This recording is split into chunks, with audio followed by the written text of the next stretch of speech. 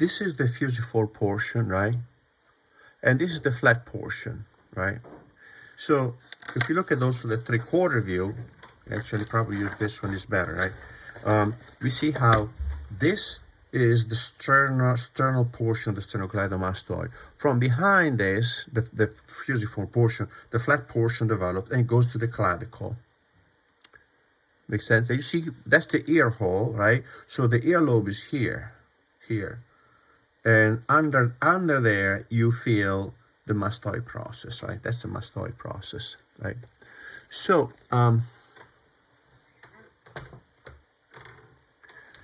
now, here, we block in this muscle, and we start seeing that there are some flows, right? Look at this. Comes up, down, down. Beautiful, right? See that? Very elegant, right? Very elegant, right? So, considering this type of connection, right? Fluidity between the part of the body, yes, it means that you respected the structural aspect of the body, but also created these harmonies, right? You created a harmony that are inherent to the parts of the body, in the movement, etc., right? So when we respect that, and how do you measure that? Well, you don't really measure that. It has to be the result of your knowledge of the proportion, but also your aesthetic sense, how you put them together. You can maybe kind of push that, right? Part of the movement, dynamism, flows, etc. So that's the sternum, right? From here, from the sternum down here like this, I have the linea alba, right? And the navel is going to be about here. Pretty much halfway between, not halfway, but at the top, the level of the top of the iliac crest, right? So now from here, what we do, we block in the rectus abdominis. The rectus abdominis, remember, we have, when we block in the rectus abdominis here, we want to make sure to occupy, of the total width here, the central half, more or less. Now, with this is tricky to do because it's not frontal, it's not a frontal view. But still, we can, with a good approximation, make this smaller, and this is slightly bigger. Makes sense, right? So from here, what is here? Here is the seventh, is the fifth, right? Fifth is one head down, or a little bit higher than the costal arch, because the costal arch is the seventh. The rectus abdominis starts at the fifth, so I go higher, a little bit higher. Come down like this, right? And you go down to the pubic bone. Now from here, same thing, right here, and you draw this segments that connect ribcage and pelvis. For now, we leave it just like that, like we did last week for the male counterpart, right? And we add now the external oblique. So external oblique starts from the fifth too, right here, next to the rectus abdominis. Here, out like that. And we need to leave a little bit of space here between the lateral margin of the rectus abdominis and the medial margin of the external oblique. External oblique starts from here, goes out a little bit to the fifth rib, connect with the fifth rib, and then it goes 5th, 6th, 7th, 8th, 9, 10, 11, 12 in the back, right? So like this, wraps around like that, right? So when this lateral margin of the external oblique reaches the profile of the ribcage, then we have the muscle covering as much as it can the ribcage, but when we run out of ribcage, this goes out to the iliac crest, right? So you can see now how, because of this tilt, right, this could be a little bit compressed. Not much, could be a little bit compressed because the pelvis comes up this way, right? The ribcage goes down that way. That is a soft part of the muscle, so I might have a little bit of a bump in there, right? So this is all speculation, right? But that's how the great advantage of this approach is that it makes you consider the body as solids, and what happens if I move this? What happens if I squeeze that, right? Now from here, I go following the profile of the ribcage out like this, right? And then because these two parts now are distant, probably this is gonna be smoother and stretched right here. So this profile connects with the iliac crest, come in now once the iliac crest, so here, right? The muscle goes here like this, right here. And then it keeps going a little bit, here like this, keeps going, here like this. And then from here, it goes up, right? Like this, it goes up. So all here, I have the abdominal fascia, which I'm gonna block in later. So it keeps going down like this, and then it goes up here. I do the same thing on the other side.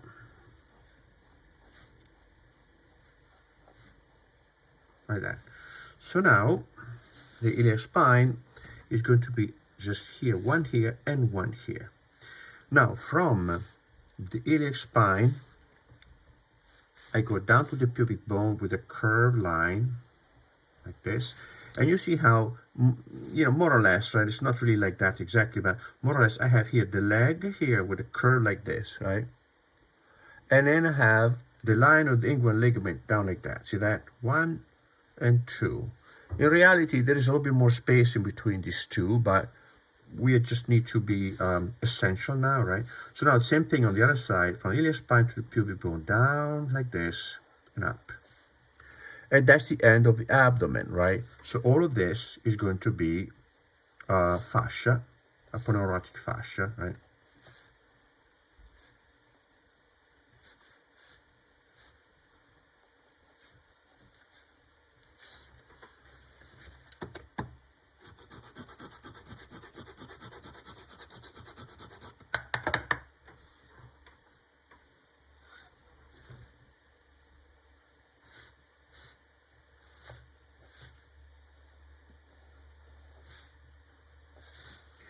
And we can also block in some color for this.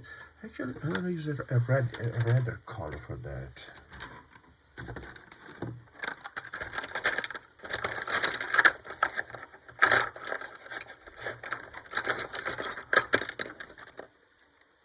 Pompeian red.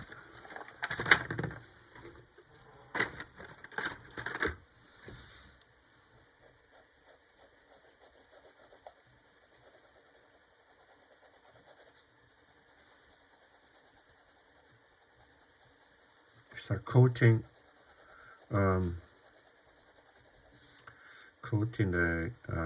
this stereometric structure with layers, right? Again, this also contributes to thinking, to make us think as a drawing, as a series of volume of forms and not shapes, right? Not shapes. As you can see, that the approach you use for drawing the figure will change depending on how you consider, how you read your form. If you read it flat, you use shapes. If you think of these as volume and form, you think you use forms, right? Three-dimensionality.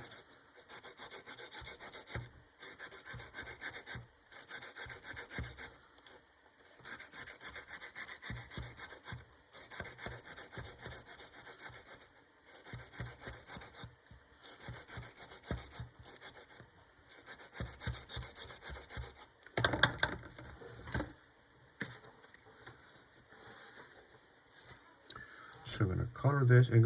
Now I can also think, expanding what I just introduced.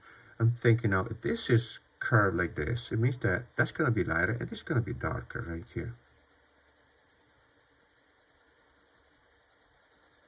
That light again and then dark again here. So that's another advantage of this approach, is that it makes it easier to understand the tonal characteristic of your subject. Now this goes out, in, under the costal arch it goes in a little bit, right?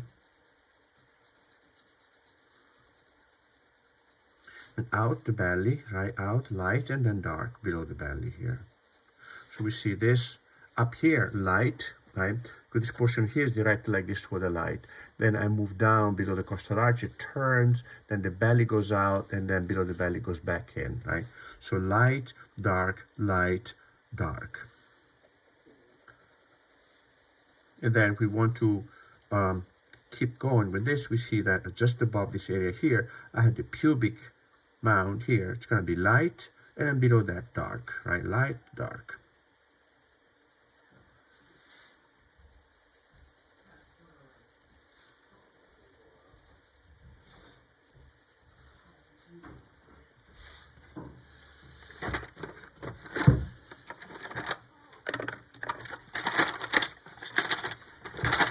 Any question, guys?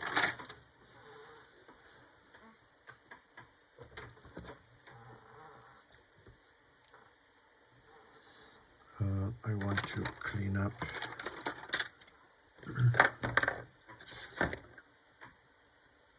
How is the speed? Too fast, too slow, just right? Good, okay. Good. All right. So now, I can see if I can soften this up with the stump. Right, here you go, right here.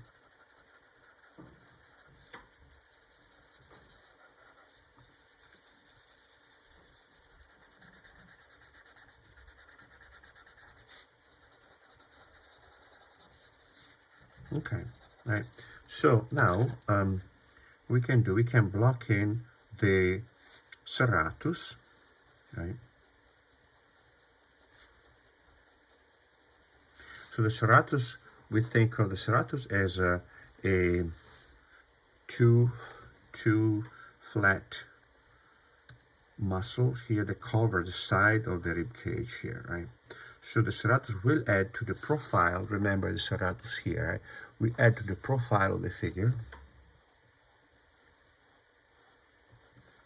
And the serratus goes from the first rib to the 8th or 9th to the 9th rib. And it kind of connects here, see that? It's contiguous to this margin of the external oblique. And it goes up like this to the first rib like this. So we block in a volume here and a volume here, which is going to be less visible on this side because it's on the side, right? So if the rib cage is turned, we see less of the volume of the serratus, right? So here is the serratus. And then we need to, remember last week, after blocking the form, right, we can give it some color overall here. So we see how a form interact with another form, right?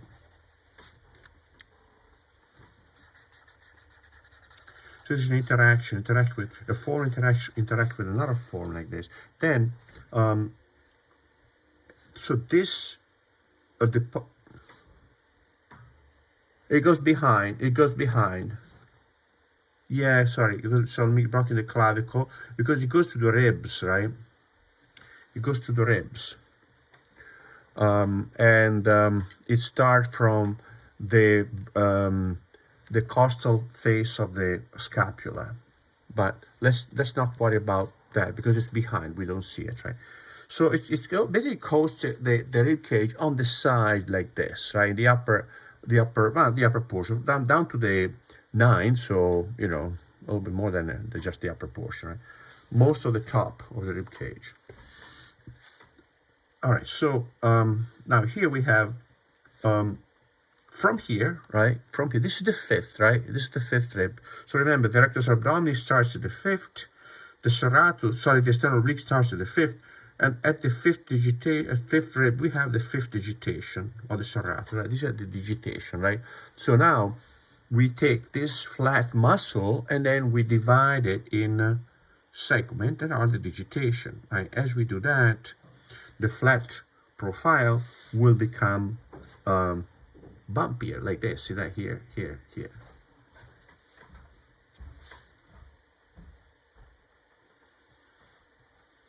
And what we can do now, we can, this fifth digitation will come down at a gentle angle like this, see that here.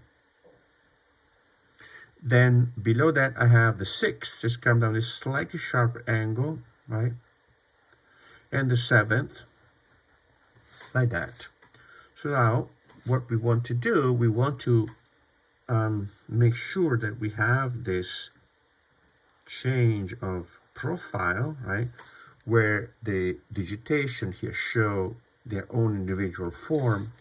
And at the space here between the digitation, the single digitation, we need to take off the margin, the original margin of the muscle that we blocked in, because this here, this jagged line, see that here, is where we have, where the serratus interdigitates with the sternal oblique. Interdigitation, right? So that, now, first we had two flat lines, right, contiguous to each other. Now we have interdigitation. So this here, at this point in here, what it is this is the fifth, the segment of the sternal oblique that starts from the fifth rib. This is the segment of the sternal oblique that starts from the sixth rib. This is the segment that starts from the seventh, and so on. And the serratus here goes just to stop where the this segment of the sternal oblique begins, where this begins, etc. And the direction of this fascicle of the sternal oblique, it starts as 45 degrees angle, more or less, right? And gradually, as we move down, it verticalizes. The direction of the fibers verticalizes down like that, right? Right. So now we can keep going. So as we go up, right, with the digitation, we see that the fifth is slightly at an angle, right? The fourth is kind of horizontal, but it still have to wrap around, so that's relative, right? And then the third is kind of change the direction. Then the second and the first will go up like that. But these two, the first and the second, maybe also the third, the first and the second, are a little more complicated than that.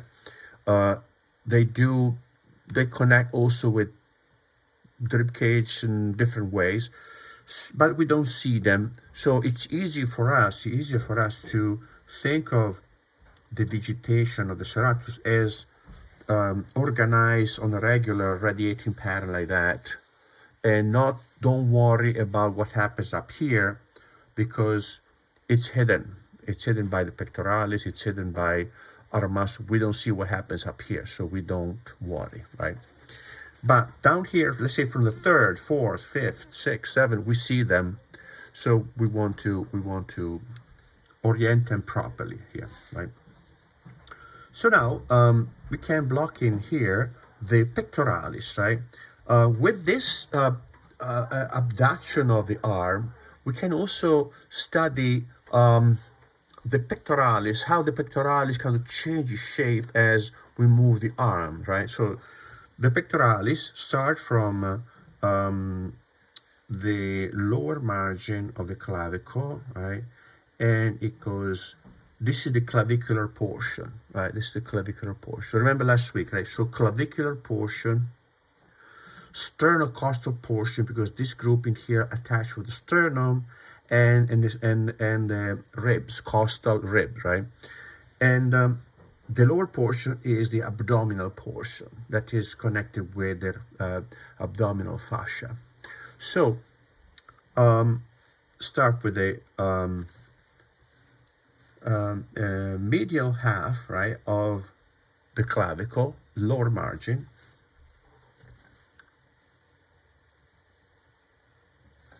So let me enlarge this a little bit more so you can see it. There you go, right? Even better, right? So now goes with the medial margin of the, sorry, the medial half and the lower margin of, let me say that again. Divide the clavicle in two. Take the medial half. The lower margin of the medial half is where we have the clavicular portion of the pectoralis. Then from here, the pectoralis goes down along the sternum, down like this. When we get to the level of the fifth or sixth here, consider for the fibers of the tendon of the rectus abdominis here kind of intermingle with the fibers of the pectoralis like that, and that's the abdominal portion right here, down at the sixth, right? So now, maybe a little bit lower here. So now we have a C. See that is C, right? Like that. That's the point of origin. The point of insertion we have seen is along the side of the humerus, but the humerus now, if I see it from the front like this, the origin of the, insertion of the pectoralis is on the side of the humerus, a little bit below the head of the humerus. But if the arm now turns in like this, right, this side here is not going to be here, it's going to be here now. Make sense? Because the arm now is rotated, right? So, let me get the arm, right?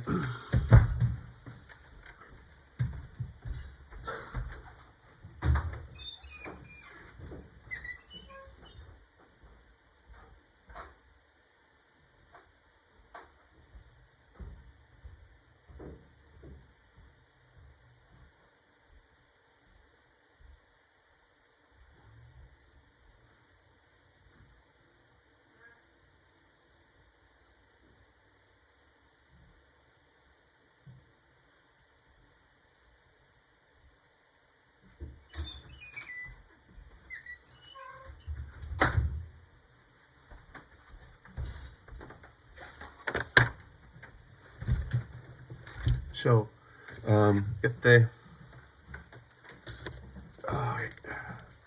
pectoralis, see this bumpy line here? The pectoralis here, right? Now the arm like this is supination, facing me frontally. As the arm, so this is the opposite arm, right? But still, as the arm rotates inward, right, then this comes to the center. So when you have the arm like this, the arm kind of rotates like this, and now it's on the side here. It's not, I mean, here, not on the side. Make sense? So, so now what we do, we go mark here a line that represent the point of insertion. You see that line, that rough line is quite big, and you want to consider that. See this notch in here, right? That's where the tendon of the bicep goes here. The tendon of the pectoralis goes over that, and the bicep comes out from under here, which we're gonna. So the bicep will be from here, under this notch here, like that, right? That's the bicep. So now we go from the low point of insertion to the high point of origin, and to the high point of insertion to the low point of origin. You can do it also vice versa, right? So, but upside and down like that. Now, as I do this, right, the pectoralis here, in this portion here, will be stretched, right? Will be stretched like this. So not gonna be so thick here. It's going to be more elongated like that, and change the direction like this, right? So this portion here, the pectoralis now, is the portion that creates a sort of a bridge, right? Connects the two, right? So this portion here, the pectoralis, is attached to the rib cage, right? But this portion here now is going to be stretched because the arm moves away. So this portion here gets elongated. So I'm going to have some sort of two different forms here. One here like this, which is the stretchy part. And one, and actually, let's see if I can find it in the pictures, right?